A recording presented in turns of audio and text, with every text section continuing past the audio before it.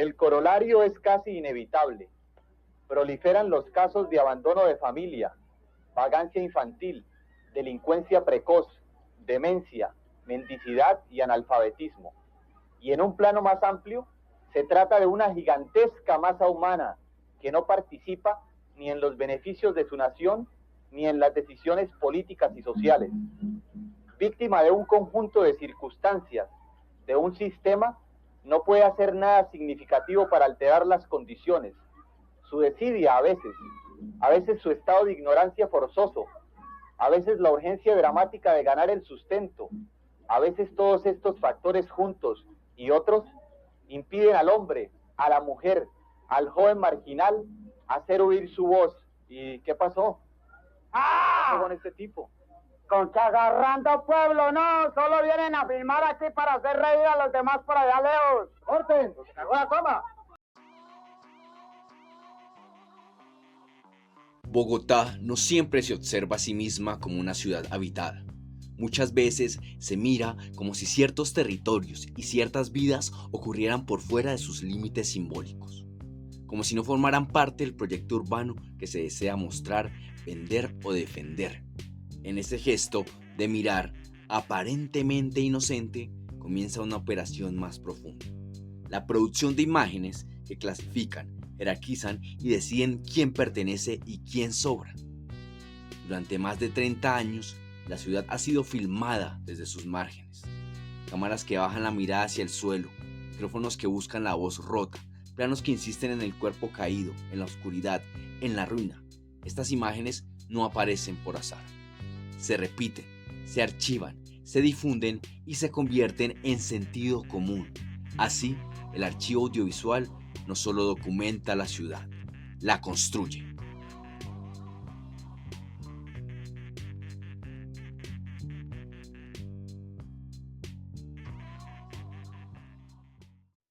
Cordial saludo para todos y para todas. Mi nombre es Andrés David Rodríguez Vargas. Hago parte de la materia de gestión y políticas públicas de comunicación en el periodo 2025-3. El día de hoy les vengo a presentar un trabajo, el cual hemos hecho a lo largo del semestre, que se titula Habitar o Sobrar. Mm, Básicamente, este trabajo consiste en buscar todas esas narrativas, todas esas representaciones que se han dado a través del consumo de sustancias psicoactivas en Bogotá y lo que ha conllevado esto muchas veces a los habitantes de calle.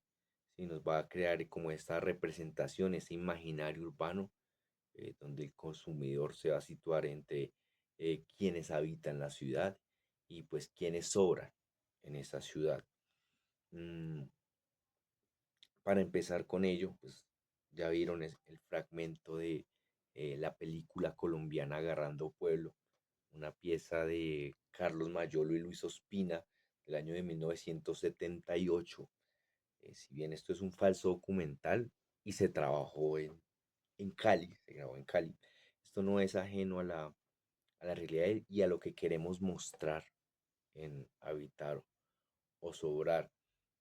Todo esto de la mano también de testimonios de personas que han vivido estos espacios y que han tenido, que han conllevado a estas representaciones y a estas narrativas, como de la parte también de las políticas públicas se han llegado a articular estos discursos que muchas veces no son propios de quienes habitan o sobran la ciudad.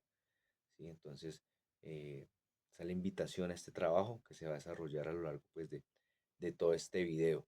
Entonces vamos a comenzar con esa intervención de Agarrando Pueblo. eh, mm, Después vamos a trabajar unas intervenciones que tenemos ahí a raíz de las políticas públicas de consumo de sustancias psicoactivas. Tenemos un invitado que hace parte de la Secretaría Distrital de Integración. Y por último, trabajar un testimonio de un consumidor que fue habitante de calle. Y entonces, pues trabajar con ello y mostrar también esa parte testimonial que es muy enriquecedora en fortalecer estas narrativas.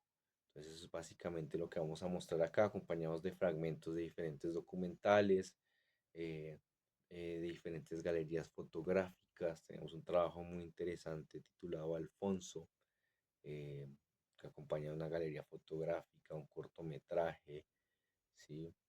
Acompañado también de música. eh, es un trabajo eh, en el cual queremos conectar muchas sensaciones, muchas emociones y espero pues sea de su agrado y nos logren acompañar en el transcurso del mismo. Gracias. Como 10. Allá en esa camada dormimos 7, en la caseta esa. Y allí duermen todos los chinches de allí, ¿no? Los más grandes dormimos allá en la caseta y los más chinches allí en la S.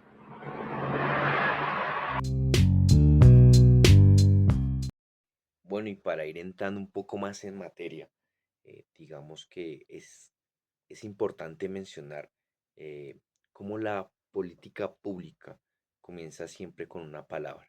Entonces, digamos, antes del programa, antes del presupuesto, antes de la intervención, aparece ese discurso que va a definir el problema. Digamos que nombrarlo, digamos que ese es el primer acto del gobierno. Es muy, muy importante recalcar ello. Entonces, decir que es un riesgo, que es una población vulnerable, que es un territorio prioritario, eso ya es una forma de intervenir como tal la realidad. Entonces, de ahí van a partir muchas formulaciones de las políticas públicas, en este caso en el consumo de sustancias psicoactivas. Digamos que la intención de este video eh, no es mostrar lo que ya se ha mostrado o lo que nosotros ya hemos visto, ¿sí? Eh, Sino que es más que todo preguntarnos, pues, qué hacen esas imágenes ahí, ¿sí? ¿Qué producen? ¿Qué nos producen? Sobre todo, algo muy importante es entender qué ciudades sostienen, ¿sí? Eh, Porque cada imagen, cada representación sostiene un cuerpo, ¿sí? Y muchas veces llega a ser el mismo cuerpo, ¿sí? Esta representación llega a ser el mismo cuerpo, ¿sí? Y cabe todo en el mismo encuadre, en la misma narrativa, eh, y pues refuerza muchas veces esa idea de peligro. Entonces ya para comenzar con la primera intervención, vamos a escuchar a Juan Felipe Sánchez, quien es productor de Atalante Films y nos va a dar una pequeña perspectiva de lo que ya hemos venido hablando eh, en torno a estas primeras aproximaciones en el cine, específicamente en el caso de Ciro Durán y de Carlos Mayolo, Luis Ospina, ¿sí?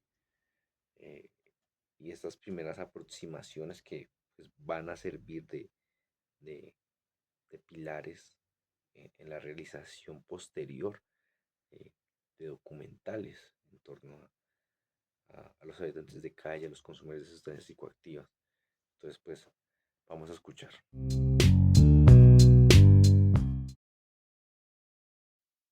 En el mundo del cine y la televisión, efectivamente, sí ha habido un interés en contar lo que es el vivir y tomar como inspiración a los habitantes de calle, que pues es una problemática que se vive constantemente.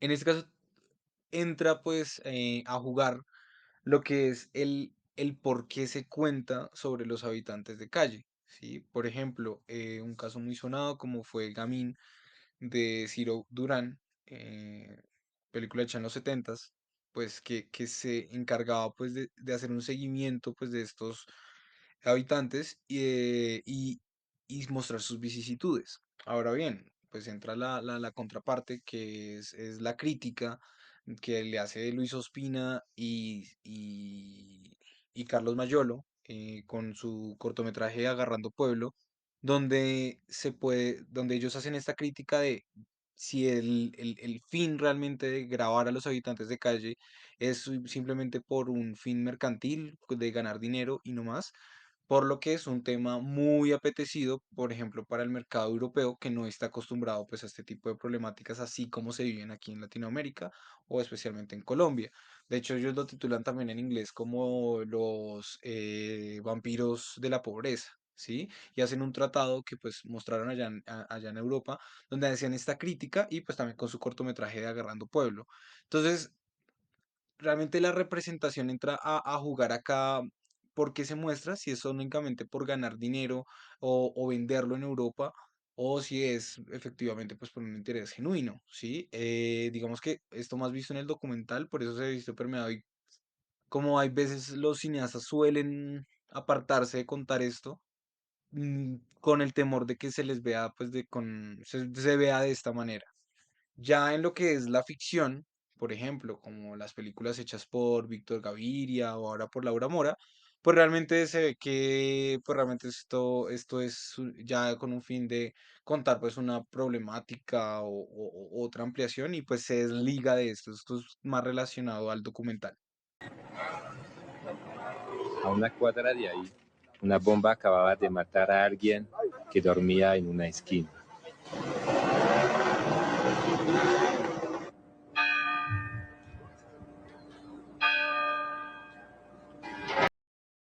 Bueno, y continuamos con nuestro video eh, sobre habitar o sobrar.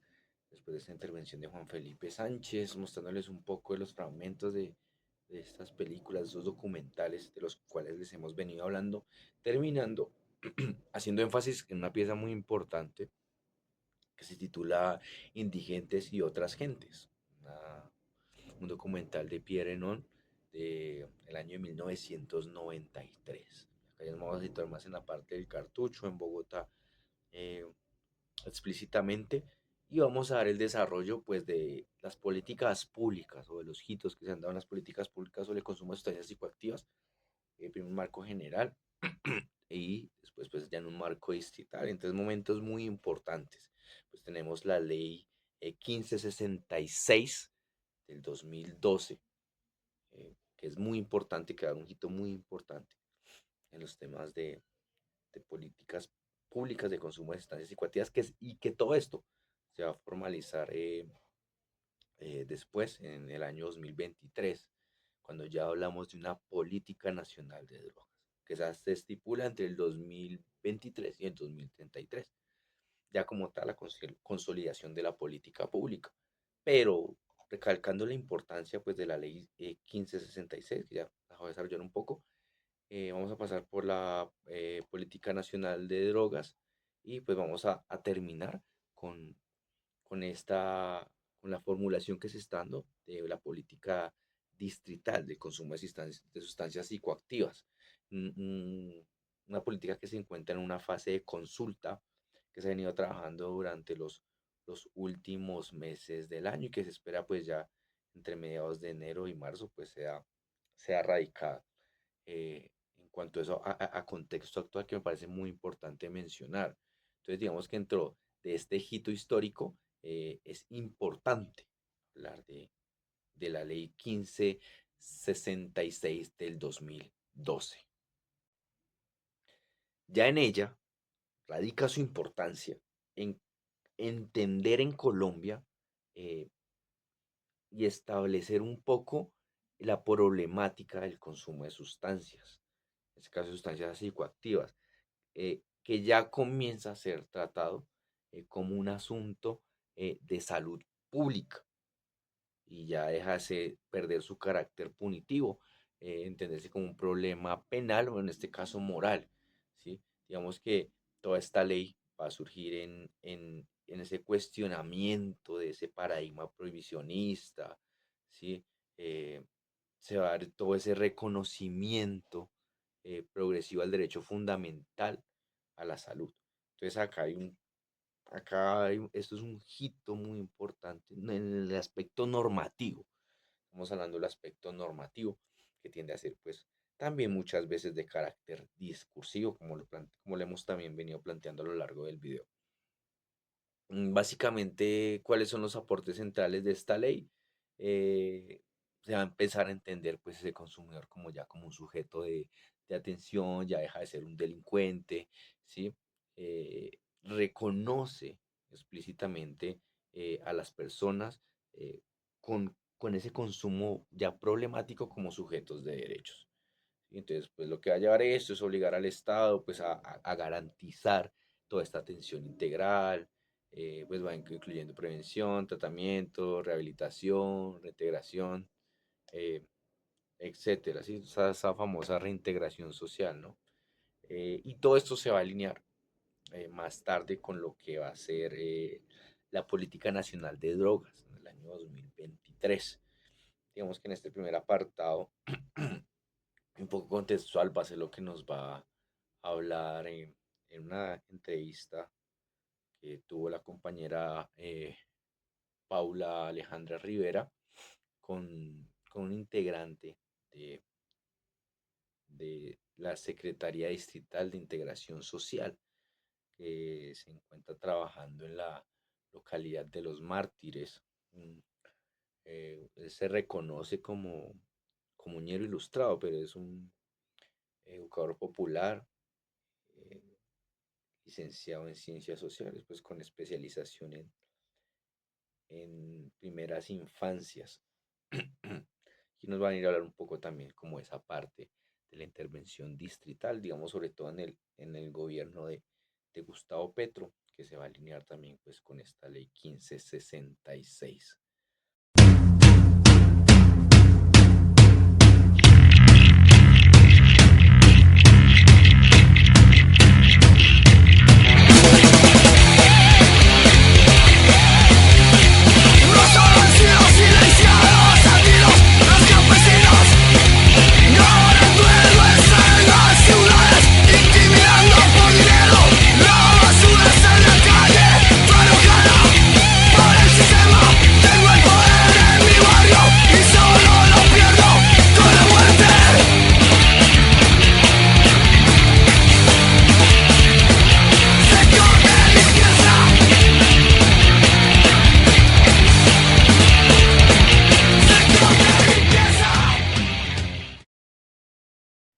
Ya en cuanto a la política nacional de drogas, del 2023 al 2033,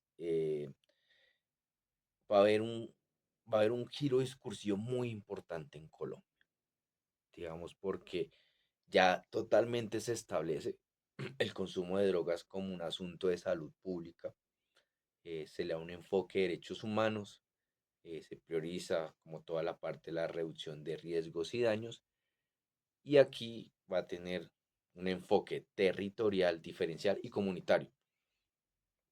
Hago énfasis en lo territorial porque me parece que es un aspecto muy, muy contradictorio que uno encuentra. Digamos que esta era una de las grandes falencias que tuvo la ley 1566 y era el enfoque territorial. Algo que se trató o que se viene trabajando ya en la política nacional. Entonces, ya por total se ha eh, eh, eh, ese abandono de lo que veníamos hablando del paradigma exclusivamente punitivo y lo territorial ya lo vamos a seguir desarrollando. Entonces ya se sitúa totalmente dentro de esta política pública eh, toda la parte de los consumidores. Entonces ya digamos el aspecto o lo importante de este enfoque territorial que se plantea en lo discursivo, en lo normativo, es que se va a entender el territorio como un espacio, lo plantean como el espacio vivido, relacional y social, ¿sí? Eh, pero tenemos documentos, como por ejemplo el análisis que se le hace al plan parcial de San Bernardo, que nos muestra que eh, el territorio se empieza a gestionar como un objeto técnico, por ejemplo, ¿sí? O este ordenamiento del que tanto hablan, va a definir como qué cuerpos son compatibles con la ciudad, ¿sí? Y volvemos y se va a recalcar a lo largo de todo este video la concepción de habitar o sobrar. Creo que eh, ya es clara, ya es muy clara la idea a donde se quiere llegar, ¿sí? Eh, Entonces, esto es lo que va a tener eh, esta política nacional de drogas y toda esta parte del enfoque territorial que lo va a seguir desarrollando. Y bueno, entonces para entender un poco las diferencias que tenemos, es importante saber y entender que la ley 1566 se convierte en un instrumento normativo, obviamente de carácter legal, que pues va a establecer todas esas obligaciones generales que va a tener el Estado. Eh, Todo esto pues obviamente frente al consumo de sustancias psicoactivas, ¿sí? Y ya se va a convertir, como les decía, pues en un tema de salud pública. ¿Cuál es su limitante? Que su alcance es sectorial. Sí, por eso la importancia del enfoque territorial, que después va a manejar el Plan Nacional de Drogas en el 2023. Sí, ya como tal consolidado como un instrumento de política pública y que pues, si lo vemos, obviamente es de carácter estratégico. Sí, hay que ver bien su discurso y sus proyecciones como tal. Que obviamente hacen un articulado de salud, educación, justicia, integración social, ¿sí? Planeación territorial, que era lo que veníamos hablando anteriormente, y pues que obviamente va a proponer en este marco de acción intersectorial y también territorializado, ¿sí? Que esto es a diferencia de lo que se venía planteando en lo de la ley 1566, que pues es de enfoque sectorial. Eh, digamos, acá no se van a crear como derechos nuevos ni nada en esta cuestión, sino que va a ir de carácter operativo. ¿Sí? Entonces, pues ya va a ampliar todos los derechos mencionados con un enfoque diferencial y pues toda esta parte de reducción de daños, que es lo que también busca, ¿sí? Entonces es importante saber toda esta consolidación de esta política nacional de drogas que como vemos pues es muy actual. Todo esto pues para entender ese tratamiento que se le daba al territorio y la ciudad. Entonces digamos que veníamos diciendo esos contrastes más significativos, es que digamos en la ley eh, no se incorpora tampoco el territorio como una categoría política. ¿Sí? Eso es muy interesante, sino que es tratado pues como una condición individual. Entonces va a desligar el espacio urbano, el espacio público, ¿sí? Y también pues todo lo que conlleva a las políticas de ordenamiento territorial. eh, y pues ya como veníamos mencionando, pues el Plan Nacional de Drogas sí es muy explícito en su enfoque territorial. ¿Sí? Entonces, ya reconociendo en esos espacios de manera diferenciada, ya dependiendo pues su contexto, si es urbano, rural, si es comunitario, ¿sí? Ya directamente va a la necesidad de la intervención, ¿sí? Toda esta parte de desarrollo, que es bien contradictoria, y que pues va a radicar en que sea, eh, perdón, situada de carácter participativo, ya no ni punitivo ni expulsivo, que era como se venía tratando pues a este tipo de población a lo largo de los años. Eh, digamos, haciendo esa misma lectura de, de cómo no se incorpora el territorio, ni como categoría analítica ni política, eh, entendemos cómo esa individualidad va a primar en la ley que estuvo por más de 10 años. Algo bien curioso pues, frente a eso y casi por la periodicidad que tiene el mismo. Entonces es algo que pues va a ir muy desligado a temas de espacio público, temas de segregación urbana, la vivienda, la economía informal, la violencia institucional, ¿sí? Desde lo discursivo, digamos que en esto recuerdo algo sobre que se trataba en textos, en este caso como es el de Mónica Peña, sí, que trabajamos en la clase que ahorita se me olvida el nombre del mismo, pero sí mencionaba algo como que eh, lo que el texto legal no nombra queda fuera pues de ese campo de intervención legítima, ¿sí? Entonces, ahí es donde, perdón, ahí es donde, donde está la tarea también, ¿no? De nosotros analizar y ver qué es lo que no está escrito, ¿sí? Eh, no quedarnos meramente en una opinión, ¿sí? Una interpretación, sino ser una lectura más allá de estos discursos. Y la ley 1566 se presta mucho para eso, ¿sí? Eh, que va hasta, pues, digamos, toda esta parte de hasta un discurso sanitario que se venía trabajando a lo largo de los años, eh, de cómo estos sujetos son como hasta mismo de carácter abstracto, ¿sí? Sin barrio, sin calle, sin ciudad, ¿sí? El mismo cuerpo es entendido,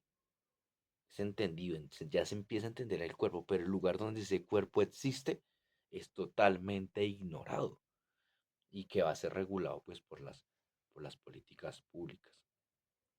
O sea, que me parece también bien interesante. Frente a ello, pues vamos a dar, vamos a dar paso ya me extendí un poco eh, a la intervención de Edwin Castillo, conocido como Rulos. Bueno, mi nombre es Edwin Andrés Castillo, me dicen Rulos. Fui vendedor ambulante desde los 15 años en el sector de San Victorino y guardaba la carreta en la zona donde quedaba el cartucho. Viví esa transición de cuando en el año 97, 98 empiezan ya a terminar todo lo que es el cartucho y se empieza a configurar todo el espacio de lo que se conocería como el Bronx o la L. Soy licenciado en Ciencias Sociales, especialista en Infancia, Cultura y Desarrollo, educador popular, pero sobre todo me considero uñero ilustrado. Mi acercamiento con el tema del consumo y de las políticas públicas se remonta hacia el año 2012, en el gobierno del alcalde Gustavo Petro. En la construcción del plan de gobierno se habían institucionalizado unos cabildos con la comunidad en los cuales se recogían las primeras demandas que ellos tenían o lo más urgente para poder pues mejorar sus condiciones de existencia. Así inicia mi acercamiento a la problemática. Cuando preguntas por qué creo yo necesario, pues hay una cuestión y es que es necesaria una voluntad institucional. ¿Qué ocurre con este tipo de poblaciones vulneradas que su tipo de vulneración hace que prácticamente estén en emergencias en la cotidianidad? Que pues por desgracia estamos en un sistema político y pues estas poblaciones poco o nada tienen de representación en las contiendas electorales de nuestro país. Entonces hemos naturalizado primero que el problema es de estratos, entonces no, lo malo no es que tú seas consumidor, porque todos los estratos tienen consumos, ¿sí? Lo malo es que consumes y dónde consumes. Entonces en estos 15 años me han llegado gente muy rica que le ayude en procesos de desintoxicación o procesos de ayudar a buscar personas que están en alto grado de consumo. Entonces uno dice, bueno, ¿y cuál es el problema? No, pues el problema es que efectivamente yo le digo a la gente, el bazuco o las drogas de alto impacto son tan democráticas que nos dan miedo. Entonces, sí, entonces yo le digo a la gente, pero pues es que vos, ¿qué pretendes del habitante de calle en el país que creó las mafias internacionales del narcotráfico? ¿Sí? Entonces uno dice, ¿por qué somos famosos del mundo? Porque construimos el imperio de la droga de los 90. Y uno dice, y ese imperio tenía que tener un residuo, ¿y cuál fue? El bazuco. ¿Sí? Entonces olvidarse de eso y pasar por alto que Colombia ha mantenido 3 ejércitos, ha mantenido clase política, sí, ha mantenido un poco de corrupción y no estamos en quiebra, es olvidar que esto también es hijo de ese consumo que llegó Comelo de allá. Entonces, primero es un problema social que hemos olvidado, ¿sí? Entonces, ¿por qué le digo que hemos olvidado? Porque sí, efectivamente, si alguien tiene la posibilidad de salvar esta sociedad, somos nosotros los que hemos visto cómo se puede degradar una sociedad a tal punto. Entonces, en esa medida, pues, ¿qué tenemos? Pues tenemos una política pública social en la cual hace 13 años se participó desde Secretaría de... Se participó en la construcción de la política pública social de habitante de calle, el ejercicio que se había hecho en la Casa Libelulosa. Hoy hace 15 años la mirada era un poco más cerrada y la política pública estaba anclada al Ministerio de Salud, entonces la mirada era totalmente en cuanto a reducción de daño. La de reducción de riesgo no se veía todavía como importante, pues porque lo que quería era mitigar. En esa lógica también, pues la vaina es que la lectura que se ha hecho sobre el problema de la drogadicción y la farmacodependencia, pues se dio sobre una lectura del problema de hace 10 15 años y pues qué ocurrió después de pandemia, las lógicas de consumo cambiaron y el tipo de drogas que está llegando es totalmente distinto. Bueno, ya nos encontramos finalizando nuestro video. Esta última sección, agradecimientos especiales a Rulos, eh, a Paula Alejandra Rivera por esta entrevista, que es un poco extensa y logramos sacar como los apartados más importantes que nos ayudan a enriquecer nuestro trabajo. Eh, Nos deja ahí varias cuestiones muy claras. Considero yo que pues la parte de la formulación, la radicación, la ejecución de las políticas públicas, quienes deben estar ahí, quienes deben ser partícipes de ellas. Y pues que no se quede meramente en un ejercicio discursivo. Veamos una pieza audiovisual, un cortometraje titulado Alfonso, está del año 2015, dirigida por Pablo Correa y Nano Cooler. Sí, una pieza bastante interesante que es muy oportuna para irse acompañando, sosteniendo como ese diálogo también con lo que va diciendo Rulos. Acompañado de ello tenemos pues una galería fotográfica del mismo trabajo, es una intervención callejera, una galería fotográfica, un cortometraje, un trabajo interdisciplinar bien interesante. Y en este caso, la cámara y fotografía bajo la dirección de Ariel Arango. ¿Sí? Eh, con eso pues terminamos nuestro trabajo. Mm, eh, no sin antes pues dejar esa reflexión muy clara referente pues a todo este camino que hemos estado recorriendo durante poco más de esta media hora, mm, finalizando con la parte pues de en lo que ha avanzado la política distrital de consumo de sustancias psicoactivas, ¿sí? Una política que está integrando a las primeras infancias, ¿sí? Mm, que está siendo participativa, digamos, en el pasado mes de octubre, en conjunto de las mesas locales de participación, digamos, en la localidad de Kennedy, más de 100 personas, pues, eh, estuvieron ahí apoyando, fortaleciendo esta iniciativa de política distrital de consumo de sustancias psicoactivas.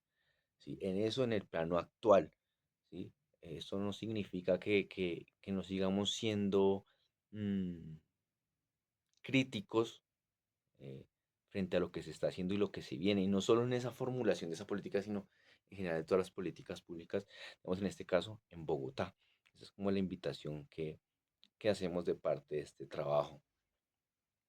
Ya pues para finalizar, entender un poco también en lo que ha conllevado eh, esa ciudad, ¿sí? Nosotros lo hemos visto, esa ciudad que nos quieren vender, esa ciudad limpia tal vez, esa ciudad ordenada, esa ciudad renovada, y uno lo ve y ha tratado de llegar con ello, muchas veces con el desplazamiento de los habitantes de calle de diferentes zonas de Bogotá, ¿sí? Pero ahí es cuando, digamos, el silencio muchas veces se hace más fuerte, ¿sí?